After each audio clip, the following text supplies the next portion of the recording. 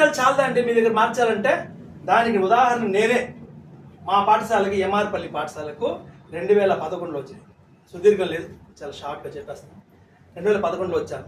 పూర్తిగా నాస్తిక పాఠశాల, నాస్తికమే. ఉపాధ్యాయులు గణితం ఆయన నాస్తికుడు, ప్రతి ఒక్కరు నాస్తికుడు. ఏమీ లేదు, బొట్టు లేదు, కట్టు లేదు, ఏమీ లేదు. పిల్లలు 600 మంది కాబట్టి ప్రతిరోజు ఒక హ్యాపీ బర్త్డే ఉంటుంది. వస్తారు, నిలబెడతారు, wish you happy birthday, wish you happy birthday. ఇది జరుగుతుంది, ఇదే సాంప్రదాయం. పోయిన 2వ రోజు 3వ రోజు చూస్తాం. మార్పు ఎలా మనం ఉపాధ్యాయులుగా చేయొచ్చు అంటే చిన్న ఉదాహరణ. నాయన, నేను ఆ రోజు మాకు హిందీ కాబట్టి హిందీ రోజు మంగళవారం వస్తుంది కాబట్టి నేను వెళ్ళాను. వెళ్ళి నాయన శుభాకాంక్షలు, అందరూ అద్భుతంగా చెప్తున్నారు, కానీ మనకు ఇంగ్లీష్లో చెప్తున్నాం కదా, మనకు భాష ఏడ్చింది, చచ్చిపోయింది మనకు భాష. కాబట్టి మనమందరం జన్మదిన శుభాకాంక్షలు తెలుగులో చెప్తాము, తర్వాత చెప్తాము. అందరూ సంతోషంగా జన్మదిన శుభాకాంక్షలు చెప్పినారు. దాంతోపాటుగా ఓం శతమానం భవతి చెప్పించి. ఈరోజు మా పాఠశాలలో మొదట శతమానం భవతి చెప్తారు, తర్వాత జన్మదిన శుభాకాంక్షలు చెప్తారు, తర్వాతే హ్యాపీ బర్త్డే చెప్తారు. ఈరోజు అది సాంప్రదాయంగా తయారైపోయింది. రెండోది, మా ఉపాధ్యాయుడు నన్ను ప్రేరణగా పొంది శాంతి మంత్రం పెట్టాడు. అస్తో మా సద్గమయ తమసో జ్యోతి. చిన్న చిన్న మార్పులతో మనం ఎందుకు సాధించకూడదు? ఖచ్చితంగా సాధించవచ్చు. ఈరోజు హిందూ ఉపాధ్యాయ సమితి ఇక్కడ మన తిరుపతి కేంద్రంగా, నేను గర్వంగా చెప్తాను, తిరుపతి కేంద్రంగా ప్రారంభించి 5 మందితో ప్రారంభించిన హిందూ ఉపాధ్యాయ సమితి ఈరోజు 5,000 మంది శ్రీకాకుళం నుంచి అనంతపురం వరకు ఉన్నారు. మాకు సబ్స్క్రిప్షన్లు రావండి, అవసరం కూడా లేదు, మా మాట వింటే చాలు అనే ఉద్దేశంతో తీవ్ర పోరాటం చేస్తున్న ప్రతి ఒక్కరు ఆహ్వానిస్తున్నారు. ఈరోజు సార్ ఈయన గురించి చెప్పాలి. నేను ఇలా నా వేషధారణ చూసి ఆయన ఇలాగే నమస్కారం పెట్టాడు. నాకు అర్థం కాల, కొద్దిసేపు నాకు అర్థమైంది ఇది విషయం అని. అంటే నేను కండువా వేసుకుంది, మళ్ళీ ఫోన్లో కూడా చెప్పాను, నేను కండువా వేసుకుని గుర్తించాను. మన వేషధారణ కూడా ఉండాలండి. ఏమైపోతుంది, జల్లీలు టోపీ పెట్టుకొని స్కూళ్ళకి పరిగెత్తారు, రోజు పోతారు, వేసుకొని వస్తారు. తర్వాత మహిళలు కట్టుకుంటారు. వాళ్ళు చేసుకున్నప్పుడు నువ్వు కండువా వేసుకున్నాను, నేనేం పెట్టి సూర్యహేస్తాను కదా, బొట్టు కూడా పెట్టుకోండి.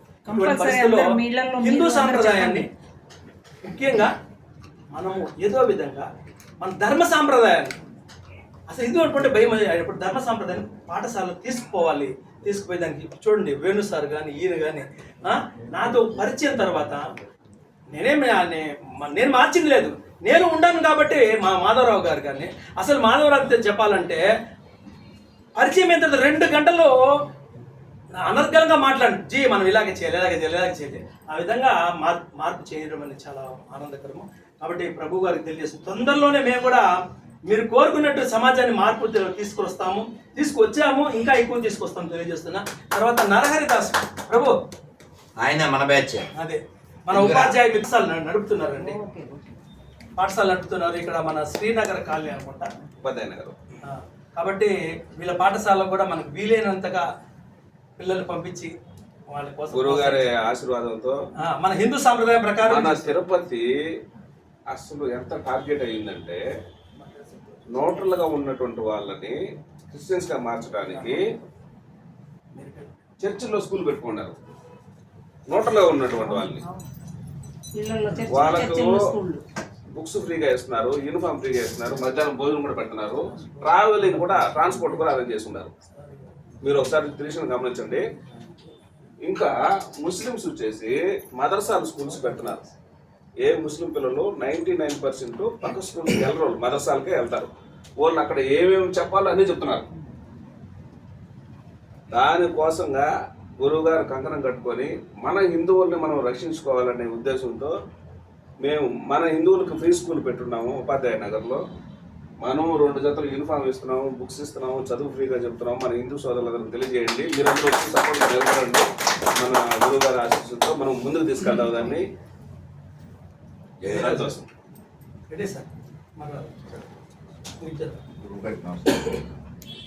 అందరికీ నమస్కారం. నేను ఒక 35 సంవత్సరాలుగా ఒక పాఠశాల నడుపుకుంటున్నా, అన్నమయ్య జిల్లా సుండుపల్లి మండలంలో. నాకు జాబ్ వచ్చేది, ఇలా కూర్చోండి, జరగదు. అప్పుడు జాబ్ సంపాదించడం చాలా ఈజీ. టీచర్ ఉద్యోగం అందులో. కానీ టీచర్ ఉద్యోగం కూడా వద్దు, టీచర్ ఉద్యోగం గవర్నమెంట్ టీచర్ ఉద్యోగం వస్తే నేను కొన్ని రెస్ట్రిక్షన్స్ లోబడి పనిచేయాలా, నా సిద్ధాంతం వేరు. నేను హిందూ ధర్మ పరిరక్షణ కోసం భగవంతుడి గురించి పిల్లలకు కొద్దిగా భక్తి నేర్పించాలి. దేశభక్తి, మాతృభక్తి, పితృభక్తి, గురుభక్తి, దైవభక్తి ఇటువంటివి నేర్పించాలంటే నేను పాఠశాల స్థాపించాలా. స్థాపించి మనకు ఫైనాన్షియల్ గా ఆర్థికంగా ఎదగకపోయినా పర్వాలేదు 10 మంది పిల్లలకు ఈ రకంగా సేవ చేసే భాగ్యం కలగాలని చెప్పి మా నాన్నగారిని అడిగితే మా నాన్నగారు ఒక్కటే చెప్పాడు, నీ గవర్నమెంట్ ఉద్యోగం వద్దు, నీ మైండ్ ప్రకారం ప్రైవేట్ స్కూల్ పెట్టుకో, వైభవంగా దొరుకుతుంది అని మా నాన్నగారు చెప్పారు. మీ నాన్నగారికి ఏం పేరు? నాన్నగారి పేరు రామరాజు, పెద్ద రామరాజు. ఎందుకంటే మామూలుగా నాన్నలో అమ్మలో ఏం చేస్తారు, ఒరే గవర్నమెంట్ జాబ్ వస్తే బుద్ధి జ్ఞానం లేకుండా సొంతంగా వచ్చేలా అని నీళ్లు పోస్తారు. మీ నాన్నగారు మీ ఆశయాన్ని గౌరవించారు, చాలా గొప్ప నాన్న, వెరీ నైస్. తర్వాత నేను పాఠశాల స్థాపించిన తర్వాత తొలి రోజు 50 మంది పిల్లలు వచ్చారు. తొలి రోజు 1 నెలకు 2 నెలలకు పెద్ద పిల్లలంతా ఏడిపోయినారు. 0 క్లాస్ పిల్లలు 12 మంది మిగిలారు. 12 మంది 0 క్లాస్ పిల్లలు మిగిలారు. తర్వాత నేను మా నాన్నగారికి మా అమ్మగారికి ఇంటికి పోయి ఏం చెప్పానంటే, అమ్మ నేను స్కూల్ మెయింటైన్ చేయలేను, నా వల్ల కాదు, నేను గవర్నమెంట్ ఉద్యోగం చేసుకోవాలనిపిస్తా ఉంది నా మనసు కంటే. మా నాన్న మా అమ్మ చెప్పిన మాట ఏంటంటే, కాస్త మాకు విషం ఇచ్చి పాఠశాల మేమన్నారు. నువ్వు పాఠశాల ముయ్యాలంటే మాకు విషమే, మాకు 2 చుక్కలు విషం వేసేసి వాళ్ళు మూసుకోరారా. పాఠశాల స్థాపించింది మేము, తల్లిదండ్రులుగా మేము స్థాపించడం. నువ్వు చేయాలి, నీ బాధ్యత. భగవంతుడు ఉన్నాడు, భగవంతుడిని నమ్ముకొని పని చేయి. భగవంతుడిని నమ్ముకొని పని చేస్తే నువ్వు ఖచ్చితంగా గొప్పవాడు అవుతావు. పాఠశాల దినదిన ప్రవర్తమానపై వర్ధిల్లుతుంది. నీకు ఎంత డబ్బు కావాల్సిందే నేను ఇస్తా, అప్పు చేసిస్తా. 2 ఏళ్ళు కాదు, 3 ఏళ్ళు కాదు, 4 ఏళ్ళైనా సరే లాస్ట్లో జరుపు, ఖచ్చితంగా డెవలప్ అవుతావు అని చెప్పి వాళ్ళు నాకు స్ఫూర్తినిచ్చి ఆ రోజు నుంచి 5 years క్యాపిటల్ ఆయనే పెట్టాడు. నాన్నగారే పెట్టారు. అప్పు చేసి పెట్టారు. ఓ రోజు కోపం వచ్చి ఆయన ఏమన్నారంటే, వీడి స్కూల్ పెట్టి కుటుంబాన్ని నాశనం చేసేస్తాడు అని కూడా అన్నాడు. కారణం ఏంటంటే 5 ఏళ్ళ నుంచి రూపాయి ఆదాయం నా స్కూల్ వాళ్ళు. 8 ఏళ్లకు నేను 8 ఏళ్ల తర్వాత నేను స్కూల్ డబ్బు తిన్నా. 8 ఏళ్ళు మా నాన్నగారు మా అమ్మగారు వ్యవసాయంలో పండించినటువంటి పంట మా చదువులకు పెట్టి మళ్ళీ మాకు పాఠశాల స్థాపింపజేసి ఆ పాఠశాలను నిలబెట్టి అనుభవించకుండానే వెళ్ళిపోయాం. ఇదంతా ఎందుకు చెప్తున్నానంటే, సామాన్యమైనటువంటి మనిషికి కూడా కష్టతరమైనటువంటి పనిని కూడా మనము అకుంఠిత భావంతో దీక్షతో చేస్తే స్వామి చెప్పినట్లు మన హిందూ ధర్మాన్ని మనం ఎందుకు కాపాడుకోలేం? ఒక హిందువుగా ఉండి పిల్లవాళ్ళకు పనికొచ్చేటటువంటి మాటలు చెప్పలేకపోతే ఒక ఉపాధ్యాయుడిగా ఎందుకు? ఏదో ఒక రకంగా గది 4 గోడల మధ్యనే కదా భారతదేశం యొక్క ప్రైమ్ మినిస్టర్ కావాలన్నా, చీఫ్ మినిస్టర్ కావాలన్నా, గవర్నర్ కావాలన్నా, ఏవి కావాలన్నా ఉపాధ్యాయుడి గది 4 గోడల మధ్యలోనే ఉపాధ్యాయుడు తీర్చిదిద్దితేనే లీడర్ అవుతాడు. ఉపాధ్యాయుని యొక్క టీచింగ్తోనే ఉపాధ్యాయుని యొక్క విలువైనటువంటి, నీతివంతమైనటువంటి, భక్తిపూర్వకమైనటువంటి, విలువలతో కూడినటువంటి విద్యను ఎప్పుడైతే మనం అందిస్తామో 100 మంది పిల్లల్లో కనీసం ఒక్కడు బాగుపడినా కూడా దేశం బాగుపడదు. కాబట్టి నేను ప్రేయర్లో ప్రతిరోజు ఒక అబ్బాయికి శ్లోకం చెప్పాలి. అది ముస్లిం పిల్లలు కావచ్చు, ఎవరైనా కావచ్చు, చెప్తారు వచ్చి.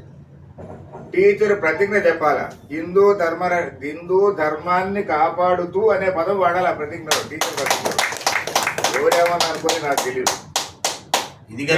పిల్లలు పొద్దున్నే లేస్తే తల్లిదండ్రులకు నమస్కారం, పాద నమస్కారం చేయాలి. దేవుడికి నమస్కారమే చేయొద్దు, తల్లిదండ్రులకు నమస్కారం చేయొద్దు, మాకు నమస్కారం చేయొద్దు. దేవాలయాలకు కూడా పోవాల్సిన అవసరం లే. పొద్దున్నే లేచి మీ అమ్మకు మీ నాయన కాళ్ళ మీద పడి చెప్పండి, టాటాలు బైబిలు చెప్పొద్దు, 2 చేతులు ఇచ్చి నమస్కారం చెప్పేది. ప్రతి విద్యార్థి, నర్సరీ పిల్లవాడు కానీ 2 చేతులతో నమస్కారం చేసేది నేర్పించాడు. ఒట్టి చేతి నమస్కారం మా పాఠశాలలో ఉండదు. ఆ రకంగా 35 సంవత్సరాలుగా నేను ఆధ్యాత్మిక రంగంలో ఉంటూ విద్యారంగంలో ఉంటూ మనన నాకు డాక్టరేట్ కూడా ఇచ్చారు స్వామి. జై శ్రీరామ్, జయోస్తు, జయోస్తు. ఎడ్యుకేషన్ అండ్ సోషల్ అద్భుతం, సర్వీస్ అద్భుతం. మీద, న్యాచురోపతి మీద 2 డాక్టరేట్లు యుఎస్ యూనివర్సిటీ వాళ్ళు ఇవ్వడం జరిగింది. అద్భుతం, స్వామి అద్భుతం. ఆశీర్వాదం. చూసారా, ఆగకుండా అలసిపోకుండా నిరంతర ప్రయాణం. తర్వాత మన డేగల్ మహేష్ గారు పరిచయం అయినారు. పరిచయం అయిన తర్వాత ఈ యూనియన్ లో నేను సభ్యుడు కావడం, ఈ సందర్భంలో స్వామి దర్శనము, స్వామి పాదస్పర్శ కలిగేటటువంటి దర్శనం నాకు ఈ మా డేగల్ మహేష్ గారి కృపలో జరిగింది. మీ కటాక్ష విషయాలు కావాలని చెప్పి మనసారా కోరుకుంటూ ఓ చిన్న పద్యం చెప్పి అయ్యో ఆనందంగా పూరిస్తా. మధుర భావాల మన శ్రీ రాధా మనోహర స్వామి బరపురారు. మధుర భావాల మన శ్రీ రాధా మనోహర స్వామి మరపురారు. ఎవ్విధంబున కీర్తింతు గణుతింప శక్యమే ఆ దంభిశూలికైనా.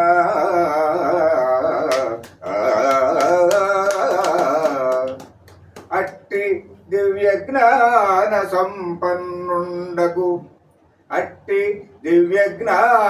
సంపన్నుండగు మన శ్రీరాధా మనోహర దాసు స్వామి వారికి పాదార్తినై మృక్యదన్.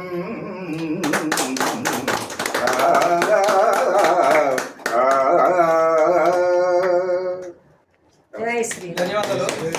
తర్వాత అందరి కోరిక ఉంటే మా స్వామి గారు ఫోటో సెషన్ ఉంటారు.